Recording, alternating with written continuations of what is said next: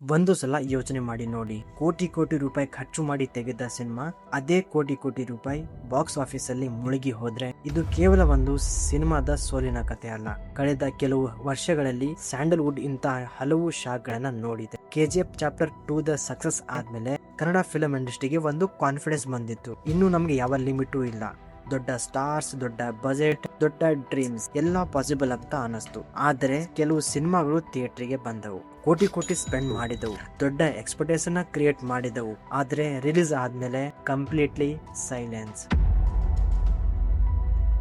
ಯಾವ cinema industry ಆದ್ರೂ success story ಬಗ್ಗೆ ಮಾತಾಡೋಕೆ ಇಷ್ಟಪಡುತ್ತೆ, ಆದ್ರೆ ಫೇಲ್ಯೂರ್ ಅದನ್ನ ಯಾರು ನೆನಪಿಸ್ಕೊಳ್ಳೋಕೆ ಬಯಸಲ್ಲ. ಆದ್ರೆ ಇವತ್ತು ನಾವು ಅದೇ ಫೇಲ್ಯೂರ್ ಬಗ್ಗೆ ಮಾತಾಡೋಣ.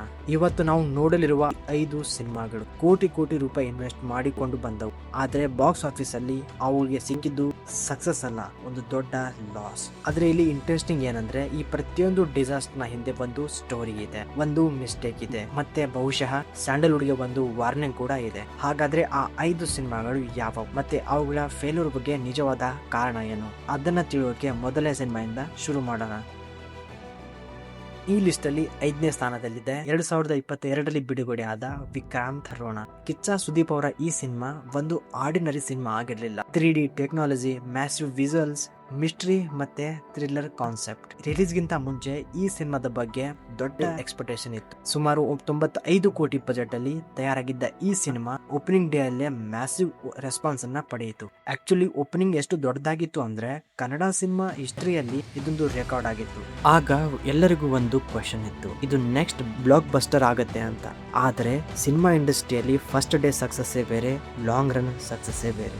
ವಿಕ್ರಾಂತ್ ರೋಣ ಓಪನಿಂಗ್ ತುಂಬಾ ಸ್ಟ್ರಾಂಗ್ ಆಗಿತ್ತು, ಆದ್ರೆ ಬಾಕ್ಸ್ ಆಫೀಸ್ ಗ್ರಾಫ್ ದಿನದಿಂದ ದಿನಕ್ಕೆ ಮೇಲೆ ಹೋಗೋ ಬದಲು ಅದು ಕೆಳಗೆ ಬರೋಕೆ ಶುರು ಆಯಿತು. ಇಂಡಿಯಾದ ನೆಟ್ ಕಲೆಕ್ಷನ್ ಸುಮಾರು 80.14 ಕೋಟಿ ಅಂತ ಟ್ರೇಡ್ ರಿಪೋರ್ಟ್ ಹೇಳ್ತದೆ. ಆದರೆ ಓಪನಿಂಗ್ ಡೇ ಅಲ್ಲಿ ಬಂದ ಆ massive hype long term box office ಅಲ್ಲಿ ರನ್ ಆಗಿ ಕನ್ವರ್ಟ್ ಆಗಲಿಲ್ಲ. ಇಲ್ಲಿ ಒಂದು ಇಂಪಾರ್ಟೆಂಟ್ ಪಾಯಿಂಟ್ ಇದೆ.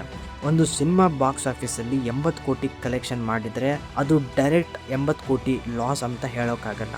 ಯಾಕೆ ಅಂದ್ರೆ ಬಜೆಟ್, ಡಿಸ್ಟ್ರಿಬ್ಯೂಷನ್, ಶೇರ್, ಆಮೇಲೆ ಥಿಯೇಟ್ರಿಕಲ್ ರೆವೆನ್ಯೂ, ಡಿಜಿಟಲ್ ರೈಟ್ಸ್ ಇವೆಲ್ಲ ಬೇರೆ ಬೇರೆ ಕ್ಯಾಲ್ಕುಲೇಷನ್ಸ್. ಆದ್ರೆ 95 ಕೋಟಿ ಬಜೆಟ್ಗೆ ಕಂಪೇರ್ ಮಾಡಿದಾಗ ಇಂಡಿಯನ್ ಕಲೆಕ್ಷನ್ ಅಲ್ಲಿ ಅದು ಕವರ್ ಮಾಡಿಲ್ಲ ಅಂತ ಕ್ಲಿಯರ್ ಆಗುತ್ತೆ. ಮತ್ತೆ ಇಲ್ಲಿಂದ ಸ್ಯಾಂಡಲ್ವುಡ್ ಅಲ್ಲಿ ಒಂದು ಇಂಟ್ರೆಸ್ಟಿಂಗ್ ಪ್ಯಾಟರ್ನ್ ಕಾಣಿಸೋಕೆ ಶುರು ಆಯಿತು. ಮ್ಯಾಸಿವ್ ಓಪನಿಂಗ್, ಮ್ಯಾಸಿವ್ ಹೈಪ್, ಆದ್ರೆ ಲಾಂಗ್ ಟರ್ಮ್ ಥಿಯೇಟ್ರಿಕಲ್ ಪರ್ಫಾರ್ಮೆನ್ಸ್ ಮೇಲೆ ಕ್ವಶನ್ ಮಾರ್ಕ್. ವಿಕ್ರಾಂತ್ ರೋಣ ಒಂದು ಫೇಲ್ಯೂರ್ ಸ್ಟೋರಿ ಮಾತ್ರ ಅಲ್ಲ, ಇದು ಒಂದು ವಾರ್ನಿಂಗ್ ಕೂಡ.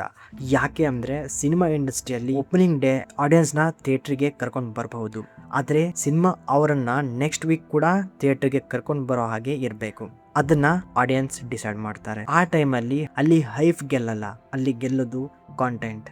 ಮತ್ತು ಈ ಪ್ಯಾಟರ್ನ್ ಮುಂದಿನ ಕೆಲವು ದೊಡ್ಡ ರಿಲೀಸ್ಗಳಲ್ಲೂ ಮತ್ತೆ ಮತ್ತೆ ರಿಪೀಟ್ ಆಗುತ್ತದೆ. ಅದರಲ್ಲಿ ಮುಂದಿನ ಸಿನಿಮಾ ಸ್ಯಾಂಡಲ್ವುಡ್ ನ ಇನ್ನೊಂದು ದೊಡ್ಡ ಗ್ಯಾಂಬಲ್ ಆಗಿತ್ತು. ನಂಬರ್ 4. ಇಲ್ಲಿ ಸ್ಟೋರಿ ಸ್ವಲ್ಪ ಡಿಫರೆಂಟ್. ಯಾಕೆ ಅಂದ್ರೆ ಇದು ಒಂದು ಸಿನಿಮಾ ಬಗ್ಗೆ ಅಲ್ಲ, 3 ಸಿನಿಮಾಗಳ ಬಗ್ಗೆ. ಸಿನಿಮಾದ ಆಕ್ಟರ್ ಕಿಚ್ಚ ಸುದೀಪ್ ಅವರು. ರೀಸೆಂಟ್ ಫಿಲ್ಮ್ ಅಲ್ಲಿ ಬಾಕ್ಸ್ ಆಫೀಸ್ ಪರ್ಫಾರ್ಮೆನ್ಸ್ ಬಗ್ಗೆ ಟ್ರೇಡ್ ಸರ್ಕಲ್ ಅಲ್ಲಿ ಡಿಸ್ಕಷನ್ ಶುರು ಆಗಿತ್ತು. ಮೊದಲಿಗೆ ಬಂದದ್ದು ವಿಕ್ರಾಂತ್ ರೋಣ, ಆಮೇಲೆ ಮ್ಯಾಕ್ಸ್. 2024ರಲ್ಲಿ ರಿಲೀಸ್ ಆದ ಮ್ಯಾಕ್ಸ್ ಸುಮಾರು 65 ಕೋಟಿ ಬಜೆಟ್ ಅಲ್ಲಿ ತಯಾರಾಗಿತ್ತು, ಇದನ್ನ ರಿಪೋರ್ಟ್ಸ್ ಗಳು ಹೇಳ್ತವೆ. ಆದ್ರೆ ಫಿಲ್ಮ್ ನ ರಿಪೋರ್ಟೆಡ್ ಕಲೆಕ್ಷನ್ 44 ಕೋಟಿಯಿಂದ 48 ಕೋಟಿ ರೇಂಜ್ ಅಲ್ಲಿ ಇತ್ತು ಅಂತ ರಿಪೋರ್ಟ್ ಆಗಿದೆ. ಅಂದ್ರೆ ಬಜೆಟ್ ಗೆ ಕಂಪೇರ್ ಮಾಡಿದಾಗ ಥಿಯೇಟ್ರಿಕಲ್ ಬಿಸ್ನೆಸ್ ನ ಬ್ರೇಕ್ ಮಾಡೋದು ಅಂತ ಅನ್ಕೊಳ್ಳೋದ್ ಬದಲು ಇವನ್ ರೀಚ್ ಮಾಡೋದು ಈಸಿ ಆಗಿರ್ಲಿಲ್ಲ.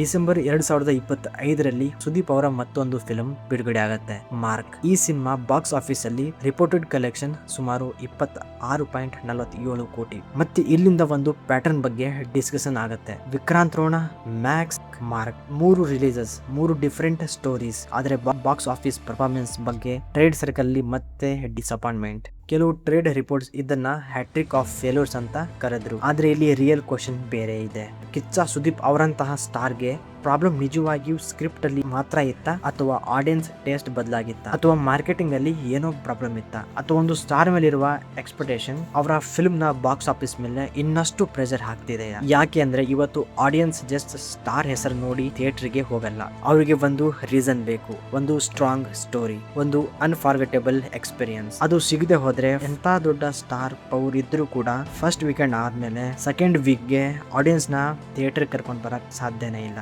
ಹಾಗಾದ್ರೆ ಇದು ಸುದೀಪ್ ಅವರ ಫಿಲ್ಮ್ಸ್ ನ ಪ್ರಾಬ್ಲಮ್, ಅಥವಾ ಸ್ಯಾಂಡಲ್ವುಡ್ ಅಲ್ಲಿ stardom cinema concept slowly down ಆಗ್ತಾ ಇದೆ ಅಥವಾ ಚೇಂಜ್ ಆಗ್ತಾ ಇದೆ? ಆಗಿದೆಯಾ? ಈ ಕ್ವಶನ್ಗೆ ಆನ್ಸರ್ ಸಿಗೋದು ಮುಂದಿನ ಸಿನಿಮಾದಲ್ಲಿ. ಯಾಕೆ ಅಂದ್ರೆ ನೆಕ್ಸ್ಟ್ ನಾವು ನೋಡಿರುವ ಡಿಸಾಸ್ಟರ್ ಒಂದು ಸ್ಟಾರ್ ನ ಫೇಲ್ಯೂರ್ ಅಲ್ಲ, ಒಂದು ಮ್ಯಾಸಿವ್ ಆಂಬಿಷನ್. ನಂಬರ್ 3, ಕ್ರಾಂತಿ. ಜನವರಿ 2023 ದರ್ಶನ್ ತೂಗುದೀಪ ಅವರ ಈ ಸಿನಿಮಾ ರಿಲೀಸ್ಗಿಂತ ಮುಂಚೆ ಮ್ಯಾಸಿವ್ ಎಕ್ಸ್ಪೆಕ್ಟೇಷನ್ ನ ಕ್ರಿಯೇಟ್ ಮಾಡಿತ್ತು. ಯಾಕೆ ಅಂದ್ರೆ ಒಂದ್ ಕಡೆ ದರ್ಶನ್ ಅವರ ಸ್ಟಾರ್ ಪವರ್, ಇನ್ನೊಂದ್ ಕಡೆ ರಿಪಬ್ಲಿಕ್ ಡೇ ವೀಕೆಂಡ್ ಅಲ್ಲಿ ರಿಲೀಸ್ ಆಗಿತ್ತು. ಅಂದ್ರೆ ರಿಲೀಸ್ ಟೈಮಿಂಗ್ ಕೂಡ ತುಂಬಾ ಪರ್ಫೆಕ್ಟ್ ಆಗಿತ್ತು. ಸಿನಿಮಾ ರಿಲೀಸ್ ಆದ ಫಸ್ಟ್ ಡೇಸ್ ಅಲ್ಲೇ ರೆಸ್ಪಾನ್ಸ್ ಕೂಡ ತುಂಬಾ ಸ್ಟ್ರಾಂಗ್ ಆಗಿತ್ತು. ಆಕ್ಚುಲಿ ಕ್ರಾಂತಿ ಕನ್ನಡ ಸಿನಿಮಾ ಹಿಸ್ಟ್ರಿಯಲ್ಲಿ 6th ಹೈಯೆಸ್ಟ್ ಓಪನಿಂಗ್ ಪಡೆದ ಸಿನಿಮಾ. ಆಗ ನೋಡಿದ್ರೆ ಎಲ್ಲ ಪರ್ಫೆಕ್ಟ್ ಅನ್ಸಿತ್ತು. Big star, big opening, big expectations. ಆದ್ರೆ ಸಿನಿಮಾ ಇಂಡಸ್ಟ್ರಿಯಲ್ಲಿ ಫಸ್ಟ್ ವೀಕ್ ಪರ್ಫಾರ್ಮೆನ್ಸ್ ನೋಡಿ ಸಕ್ಸಸ್ ನ ಡಿಸೈಡ್ ಮಾಡೋಕ್ ಆಗಲ್ಲ. ರಿಯಲ್ ಟೆಸ್ಟ್ ಇನ್ನು ಬಾಕಿ ಇದೆ. ಸೆಕೆಂಡ್ ವೀಕ್ ಕ್ರಾಂತಿಗೆ ಈ ಟೆಸ್ಟ್ ತುಂಬಾ ಕಷ್ಟ ಆಯಿತು. ಫಸ್ಟ್ ವೀಕ್ ಕಲೆಕ್ಷನ್ ಸುಮಾರು 31.25 ಕೋಟಿ ಇದ್ರೆ ಸೆಕೆಂಡ್ ವೀಕ್ ಅಲ್ಲಿ ಅದು ಕೇವಲ 8.35 ಕೋಟಿ ರೇಂಜ್ಗೆ ಇತ್ತು. ಅಂದರೆ ಒಂದೇ ವಾರದಲ್ಲಿ ಸುಮಾರು 73% ಡ್ರಾಪ್. ಇದು ಜಸ್ಟ್ ಒಂದು ನಂಬರ್ ಅಲ್ಲ. ಬಾಕ್ಸ್ ಆಫೀಸ್ ಅಲ್ಲಿ ಇಂಥ ಸಡನ್ ಡ್ರಾಪ್ ಅಂದ್ರೆ ಆಡಿಯನ್ಸ್ ಇಂಟ್ರೆಸ್ಟ್ ತುಂಬಾ ಫಾಸ್ಟ್ ಆಗಿ ಕಡಿಮೆ ಆಗಿದೆ ಅಂತ. ಕ್ರಾಂತಿನ ಎಸ್ಟಿಮೇಟೆಡ್ ಬಜೆಟ್ ಸುಮಾರು 30-35 ಕೋಟಿ ರೇಂಜ್ ಅಲ್ಲಿ ಇತ್ತು. ಮತ್ತೆ ಟೋಟಲ್ ರಿಪೋರ್ಟೆಡ್ ಕಲೆಕ್ಷನ್ ಸುಮಾರು 40.9 ಕೋಟಿ. ನಂಬರ್ಸ್ ಅನ್ನ ನೋಡಿದ್ರೆ ಕಂಪ್ಲೀಟ್ಲಿ ರಿಕವರ್ ಆಗಿಲ್ಲ ಅಂತ ಸಿಂಪಲ್ ಆಗಿ ಹೇಳೋಕ್ಕಾಗಲ್ಲ.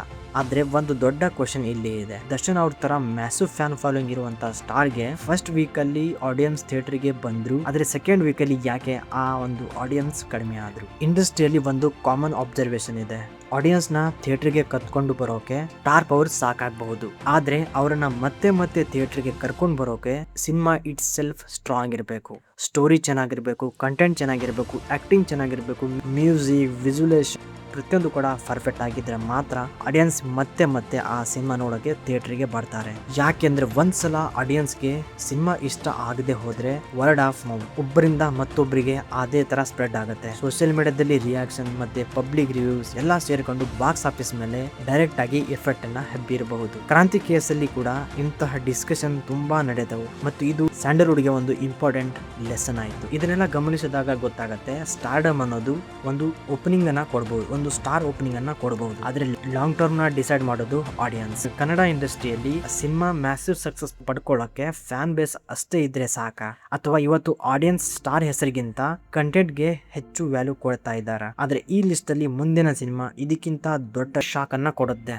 ಯಾಕಂದ್ರೆ ಅಲ್ಲಿ ಪ್ರಾಬ್ಲಮ್ ಕೇವಲ ಬಾಕ್ಸ್ ಆಫೀಸ್ ಪರ್ಫಾರ್ಮೆನ್ಸ್ ಅಲ್ಲ, ಇದು next big pan India blockbuster ಅಂತ ಎಕ್ಸ್ಪೆಕ್ಟೇಷನ್ ಕ್ರಿಯೇಟ್ ಮಾಡಿತ್ತು. ಆ ಸಿನಿಮಾ ಕಬ್ಜಾ. 2023ರಲ್ಲಿ ರಿಲೀಸ್ ಆದ ಈ ಸಿನಿಮಾ ಸ್ಯಾಂಡಲ್ವುಡ್ ನ ಮೋಸ್ಟ್ ಆಂಬಿಷಿಯಸ್ ಪ್ರಾಜೆಕ್ಟ್ ಅಲ್ಲಿ ಒಂದು ಮತ್ತು ಮೋಸ್ಟ್ ಎಕ್ಸ್ಪೆನ್ಸಿವ್ ಗ್ಯಾಂಬಲ್ಸ್ ಅಲ್ಲಿ ಕೂಡ ಒಂದು. ಬಜೆಟ್ ಸುಮಾರು 120 ಕೋಟಿ. ಆದ್ರೆ ಬಜೆಟ್ ಒಂದ್ ದೊಡ್ಡ ವಿಷಯನೇ ಅಲ್ಲ. ಫಿಲ್ಮ್ ನ ಸ್ಕೇಲ್ ನೋಡಿ, ಒಂದಲ್ಲ 5 ಲ್ಯಾಂಗ್ವೇಜ್ ಅಲ್ಲಿ ಈ ಸಿನಿಮಾ ರಿಲೀಸ್ ಆಯಿತು. ಸುಮಾರು 4,000 ಸ್ಕ್ರೀನ್ ಥಿಯೇಟರ್ ಅಲ್ಲಿ ರಿಲೀಸ್ ಮಾಡೋಕೆ ಪ್ಲಾನ್ ಮಾಡಿದ್ರು. ಮತ್ತೆ ಕಾಸ್ಟಿಂಗ್ ವಿಚಾರಕ್ಕೆ ಬಂದ್ರೆ ಕನ್ನಡ ಸಿನಿಮಾ ಇಂಡಸ್ಟ್ರಿಯ 3 ಬಿಗ್ ಸ್ಟಾರ್ ಉಪೇಂದ್ರ ಅವರು, ಸುದೀಪ್ ಅವರು ಮತ್ತೆ ಶಿವರಾಜ್ಕುಮಾರ್ ಅವರು ಒಂದೇ ಪ್ರಾಜೆಕ್ಟ್ ಅಲ್ಲಿ ಇದ್ರು. ಥಿಯೇಟರ್ಗೆ ಸಿನಿಮಾ ಬಂದ ಮೇಲೆ ಎಕ್ಸ್ಪೆಕ್ಟೇಷನ್ ಬಾಕ್ಸ್ ಆಫೀಸ್ ಅಲ್ಲಿ ಕನ್ವರ್ಟ್ ಆಗಲೇ ಇಲ್ಲ. ಟೋಟಲ್ ರಿಪೋರ್ಟೆಡ್ ಕಲೆಕ್ಷನ್ ಕೇವಲ 34.5 ಕೋಟಿ. 125 ಕೋಟಿ ಬಜೆಟ್, 34.5 ಕೋಟಿ ಕಲೆಕ್ಷನ್. ನಂಬರ್ಸ್ ಎಲ್ಲಾ ಕಥೆಯನ್ನ ಹೇಳಲ್ಲ, ಆದ್ರೆ ಕೆಲವೊಮ್ಮೆ ನಂಬರ್ಸ್ ತುಂಬಾ ದೊಡ್ಡ ಸತ್ಯವನ್ನ ತೋರಿಸುತ್ತೆ.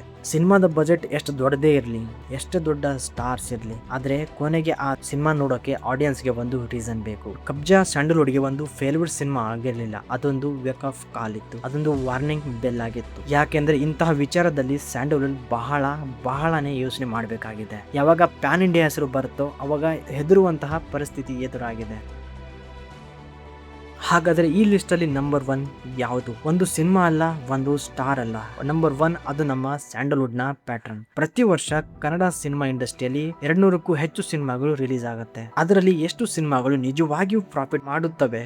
ಕೇವಲ ಕೆಲವು ಮಾತ್ರ. ಇದು ಕೇವಲ ಬಾಕ್ಸ್ ಆಫೀಸ್ ನಂಬರ್ಸ್ ಅಲ್ಲ, ಇದು ಒಂದು ಇಂಡಸ್ಟ್ರಿ ಯಾವ ಡೈರೆಕ್ಷನ್ ಕಡೆ ಹೋಗ್ತಿದೆ ಅನ್ನೋದರ ರಿಫ್ಲೆಕ್ಷನ್.